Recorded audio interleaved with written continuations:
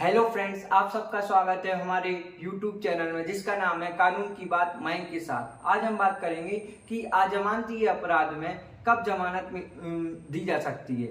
इसके बारे में प्रावधान हमारे भारतीय नागरिक सुरक्षा संहिता की धारा 480 में किए गए हैं। इसमें टोटल 7 क्लॉज हैं और CRPC की धारा 437 में किए गए हैं, उसमें भी 7 क्लॉज ही हैं। सेम वैसे ही है, बस नंबर वर्ड चेंज हुआ है, 19-20 का ही तो फर्क है। तो इसका फर्स्ट क्लॉज बताता है कि अगर कोई व्यक्ति अजमानती अपराध से में गिरफ्तार हुआ है तो उसे जमानत दे सकता है। कौन जमानत दे सकता है? पुलिस अधिकारी और मजिस्ट्रेटों के न्यायालय। बैरक में लिखा है उच्च न्यायालय या सेशन न्यायालय से भिन्न न्यायालय जमानत दे सकता है, यानी कि मजिस्ट्रेटों के न्यायालय। तो आप कहेंगे कि अजमानती अपराध में पुलिस अधिकारी भी जमानत दे सकता है, तो बैरक में लिखा है, लेकिन प्रैक्टिस में ये नहीं है। प्रैक्टिस में कोर्ट ही जमानत देता है, बेल देता है।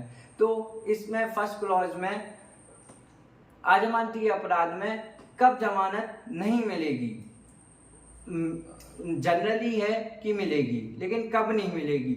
अगर कोई व्यक्ति जिस पर अभियोग है कि उसने मृत्यु या जीवन कारावास से दंडनीय अपराध का कोई अपराध किया है तो उसे जमानत नहीं मिलेगी। और इसी का सेकंड क्लॉज है, फर्स्ट क्लॉज का ही सेकंड क्लॉज है।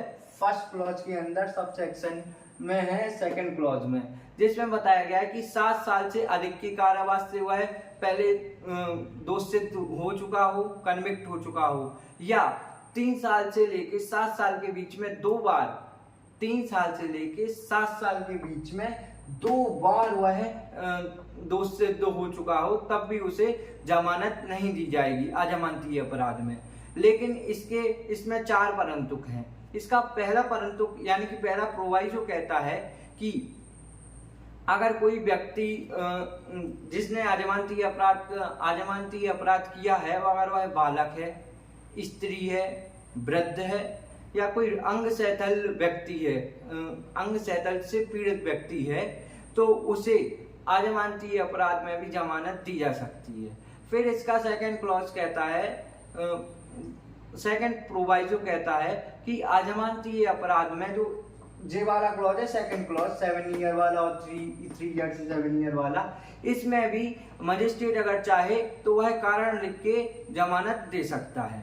फिर है प्रोवाइजो थर्ड तीसरा परंतु, जिसमें कहा गया है कि अगर कोई व्यक्ति जो अजमानती अपराध से अजमानती अपराध किया है और अगर सामने वाला एडवोकेट ये ग्राउंड रखता है कि उसे साक्षी मतलब जो विटनेस वगैरह है उनको पहचान कराने के लिए जमानत नहीं दी जाए, तो ऐसा कोई ग्राउंड नहीं है, तो जमानत दी जा सकती है।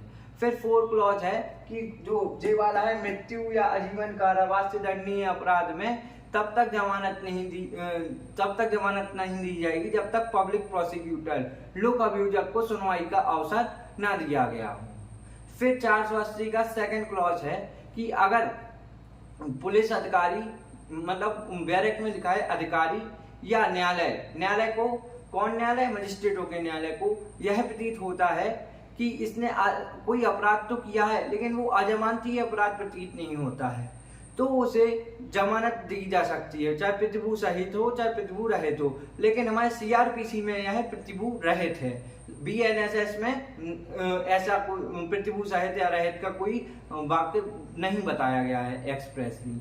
फिर है थर्ड क्लॉज बताता है कि शर्तें लगा सकते हैं किस में? अगर अध्याय 6 भारतीय दंड संहिता का अध्याय 6, अध्याय 16, अध्याय 17 में वो है अपराध का अभियुक्त है, तो उसे निम्न शर्तों के आधार पे ही छोड़ा जाएगा। लेकिन BNSS के नए चैप्टर आ गए हैं, तो वो जो 6 था, 16 था, 17 था, वो BNS के चैप्टर के अनुसार हो गया है। तो वो आप एक बार डायरेक्ट में देख लेना, नहीं तो मैं डिस्क्रिप्शन में बता दूंगा कि कौन सा चैप्टर है।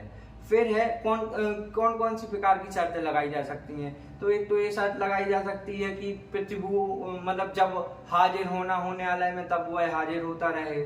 फिर दूसरी शर्त लगाई जा सकती है कि विटनेस वगैरह को धमकाया ना जाए। फिर एक अतिरिक्त शर्त भी और जो न्यायालय उचित समझे वो शर्तें भी लग सकती हैं। फिर है 4 क्लॉज में कि जब एक या 2 क्लॉज के अंतर्गत कोई भी जमानत दे या ना दे तो उसके अपने कारणों को अभिलिखित करना होगा। फिर है क्लॉज 5 जो बताता है कैंसिलेशन ऑफ बेल। एक कैंसिलेशन ऑफ बेल ये है और दूसरा है जब सेशन न्यायालय या उच्च न्यायालय में होता है सीआरपीसी की धारा 439 में 439 में तब भी कैंसिलेशन ऑफ बेल हो सकती है। उसके क्लॉज 2 में होती है, लेकिन उसमें कैंसिलेशन बेल करता है सेशन न्यायालय या उच्च न्यायालय और इधर पर कैंसिलेशन बेल कर रहे हैं मजिस्ट्रेट न्यायालय। फिर है क्लॉज 4 हो गया, 5th हो गया, 6 क्लॉज है कि जब पहले विचारण शुरू हो गया है और अभी तक उसे जमानत नहीं दी गई है, अजमानती अपराध का अभियुक्त था और उसे अभी तक जमानत नहीं मिली है और वो विचारण स्टार्ट हो गया है और विचारण में साक्ष्य लेने की तारीख से अभी तक 60 दिन हो गए हैं। तो 60 दिन के बाद अभियुक्त के पास जमानत करने का आधार मिल जाता है, मतलब ग्राउंड मिल जाता है।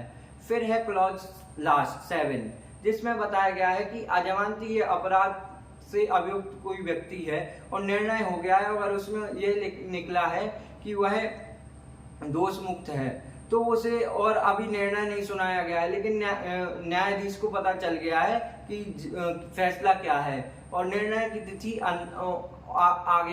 आगे सुनाना है, तो न्यायालय जमानत दे सकता है, मतलब अजमानती अपराध में भी जमानत का आधार हो सकता है। तो ऐसे ही वीडियो के लिए हमारे YouTube चैनल को लाइक करें, शेयर करें और अगर आपको कोई लॉ का बहुत ही कठिन टॉपिक लगता है तो आप कमेंट्स में बताइए, हम उसका वीडियो बनाएंगे। चलिए मिलते हैं नेक्स्ट वीडियो में, बाय।